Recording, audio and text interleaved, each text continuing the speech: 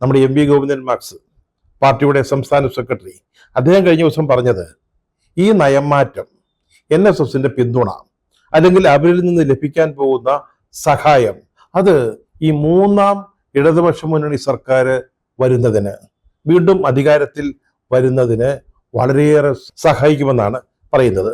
അതായത് അതാണ് അവരുടെ കണക്കുകൂട്ടലുകളുടെയും ഗവേഷണങ്ങളുടെയും ഒരു ഫലം. ഇത് വെറുതെ കണക്ക് കൂട്ടി ഒരു കൺമതി കണക്ക് പറയുന്നതൊന്നുമല്ല. കൃത്യമായിട്ട് നമ്മളിപ്പോൾ AKG സെന്ററിൽ സൂപ്പർ സോണിക് വേഗതയുള്ള കമ്പ്യൂട്ടറുകളാണ് സ്ഥാപിച്ചിരിക്കുന്നത്. അത് ഉപയോഗിച്ച് നടത്തിയ ആ കണക്ക് കൂട്ടലില്ല. അത് മാത്രമല്ല, നമ്മൾ ഈ കാശ് കൊടുത്ത് വാങ്ങിക്കുന്ന സോഫ്റ്റ്വെയർ ഒന്നും ഉപയോഗിക്കത്തില്ല. അവരെ നമുക്ക് പണ്ടേ വിശ്വാസമില്ല. അച്യുതാനന്ദന്റെ കാലം മുതൽ നമ്മൾ അവരെ തള്ളിപ്പറയുന്നതാ.